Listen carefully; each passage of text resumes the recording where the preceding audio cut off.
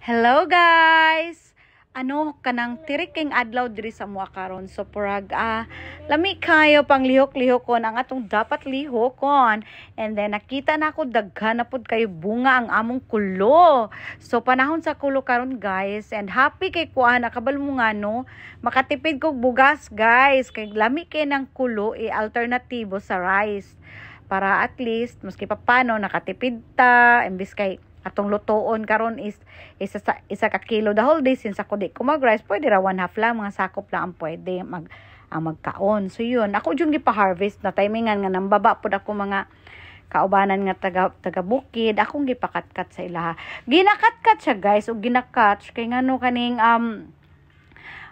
medyo hinog-hinog na siya sa punuan and malata mangud siya kung dili sawon. So nag-effort in town ni Sir Renz.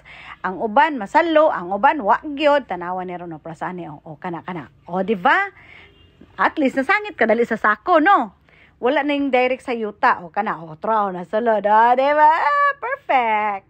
Yun. So medyo nalingaw kay ko aning while ga video kay kanang Bibo mi ang among tigkat si Byron no tora.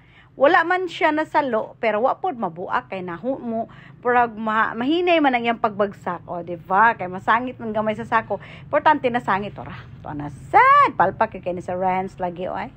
So mo ni siya guys, mo ni among lingaw the whole time. And then akong tiradaanin niya guys is kung ato mo na siyang hayaan nga naalang siya sa gawas, muhinog na siya and di na siya maayong kaunon kung hinog. Iba pud yang baho kung hinog na siya. Mas gwapo gini nga balmangaan kanang gahi-gahi pa ayon wala gisalo eh. So yun, mo na mo nakuha tanan sa among effort sa pila ka minuto na mo didto. So inanion ni siya pagproseso. Hurot ko na siya panit, unya ako na siyang ilaga. Tapos pag ilaga na siya, daghan man kayo, di ba? Isulod na ko na siya og sudlanan and then eref nya.